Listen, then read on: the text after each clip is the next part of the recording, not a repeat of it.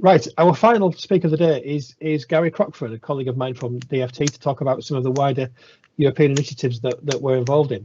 Now, Gary, I believe he's having to dial in. I know he's had some problems with connection, so this may not be as uber slick as we would want the TTF conference to be, but please bear with him because it's interesting stuff. But Gary, do you want to try your best, please? Right, okay. This isn't a problem. It is a problem, but not a massive problem. If there's nothing else we can do to get Gary on, I think what we'll do is we'll quickly run through his slides, and I will try and speak to them as much as I can. Now, obviously, this won't be quite as slick as it could be, but I'll try and talk about what Gary's going to talk about. So Gary's presentation was really going to be around some of the projects that are happening in Europe, some of the platforms that we're involved in, which are about building standards that will be usable and will be useful between local authorities and private sector and automotive. And this is about starting to build some of the frameworks to support increasing use of connected vehicle services and preparation for autonomy. And it's around starting to build some use cases around road safety, around in-vehicle messaging, around green light advice, around some of the services that we believe will help and will support connected vehicle services. So Gary was going to talk about the C-Roads platform, which is a platform that has been doing work such as the A2M2 pilot down in the south of England, which is about linkage between vehicles and infrastructure and about in-vehicle messaging and about providing services into vehicles on interurban road networks. The CCAM platform, again, is about building connected cooperative autonomous mobility services and building open platforms and open standards that allows vehicles from vehicle manufacturers across the world to integrate with local roads and road operators.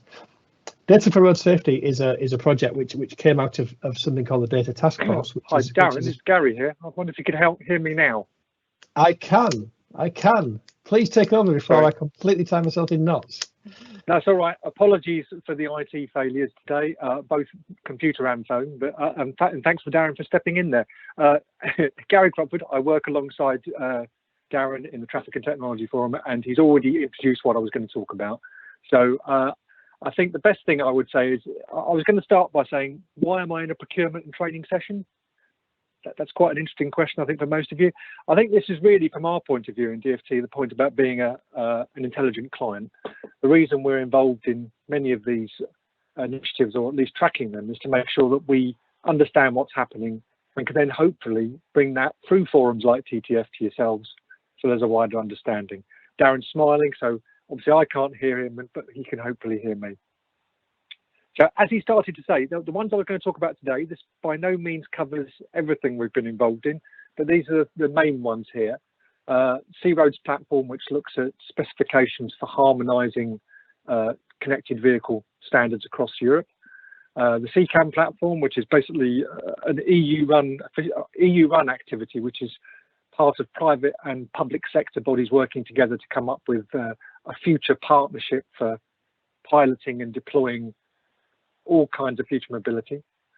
Data for Road Safety, which again focuses very much on sharing data and the best way to do that, including going right back to the start of this today with ACIN talking about motor manufacturer data, OEM data, that it does start to talk about that with motor manufacturers.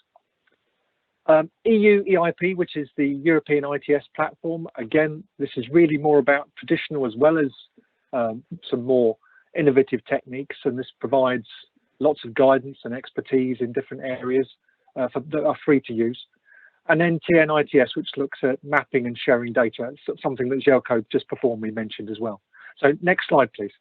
I think the important thing about the C-Roads platform, which the UK took part in, as Darren said, through the A2M2 connected vehicle pilot, and through a project called Intercore, which was Interoperable Corridors, is all about the developing CITS or cooperative ITS solutions to try and make sure that whatever we do with the standards that exist is to make sure that we interpret them in the same way effectively. Those specifications are being developed now by 18 going on 19 countries working together, and they are freely available at the website that I've given there. So these are quite useful things to look at if you're considering using or deploying CITS. And they cover all sorts of areas, as well as the specifications. There are There's guidance as well on evaluation, which is something that we in DfT are looking at providing some further more UK specific guidance. There's guidance on also things like security, which is of interest as well in this area. So this is definitely worth a look at, and this C-Roads platform will be continuing on until 2023. So we intend to be involved there to try as well as watching what's happening, but trying to influence as well where we can through working with anybody who's deploying CITS in the UK. That's quite a useful feedback loop into the developing specifications world. So the next slide, please. Knowing that we're overrunning a little bit, I believe, I'll just crack on with the CCAM platform as well. Moving on from C-Roads, which was all about deploying CITS, the CCAM platform has a slightly wider view. The slide will come up eventually. This is all about a cooperative mobility and automated mobility. So this is looking at the future. The useful thing, I think, for CCAM for most of everybody here is the fact that it does have a free knowledge base. So as they start to work towards developing their partnership, developing guidance, developing the way in which future pilots and deployments may occur, they are actually also providing a whole depository of knowledge which can be accessed for free. So it's a very useful thing to look at and keep a track on, especially if you're looking at developing anything in this area, and I mean anything. So this is not just CITS, this is also automated vehicles, this is also to do with Mars and other areas as well. It cuts across all areas of interest. So the department is very interested in keeping a track with this and what's going on in these activities. So again, we can try and translate some of this into usable guidance. So the next slide, please. And that should be data for road safety. Again, going back to what we started the day with, talking about the vehicle data and how useful it would be. This is an initiative that started its life under a different guise, but basically it's working with OEMs and working with public authorities, is trying to see the value and how in which data can be released for people to use and make more use of. It's actually gone to the point where it's done a proof of concept. So, and this is all around safety related traffic information. So not everything, but things that we think would be very useful in the ecosystem to help you deliver safety across the network.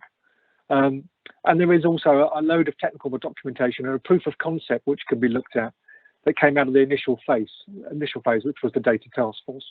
So this is just to make you aware of the kind of initiatives here around sharing of data, which obviously is key to everything we want to do in the future. So next slide, please. The next slide will be the ITS EIP, so the European ITS platform. Again, this doesn't cover just CITS, this is for all ITS. This has been around for some time, and the UK have been part of that process for some time as well. Again, it provides lots of information, lots of guidance as well on how to deploy ITS. So, although these are common EU specifications, at the moment these are still pretty current for everywhere, including the UK. We have not departed away from what we've been working on in EIP. So again, the guidance and training material that is there can all be accessed for free if you just log on and register, as Željko said, for the Ertico site. So these are useful things if you're thinking about deploying anything. These are areas where you can get more information. So the next slide, please. The last slide is actually on something called TNITS, which will be up in a minute. This is all around sharing mapping data. Again, this is a project that came out of the idea of we need to effectively digitize our networks to deliver some of these future services. And TNITS was working with several countries looking at how that could be done. Because obviously this is quite a big undertaking and a way in which we could not only share that mapping data, but keep it up to date. Some of you, I don't know, may have also been on the TNITS Go project webinar, which was earlier today. In fact, I believe it will be available after the fact. But in fact, the UK were talking there about some of the work we've done, working with Ordnance Survey on how we can develop that mapping data. And in fact, back in the C-Roads slide right at the start, we're working in something called Working Group 5, which is digital transport infrastructure, which is, again, looking at whether there's commonality between all the countries in the way in which we share data and what kind of data we need to use for mapping in the future. Again, there's website links there, so if you're interested in this area, you can go and have a look. Darren, I've slightly overrun due to lots of technical problems there, and that was a very quick canter through some of the things we're doing. But I think hopefully people can see the theme there around data, digital infrastructure, and also some training and materials there which can help people understand more in the future. So thank you.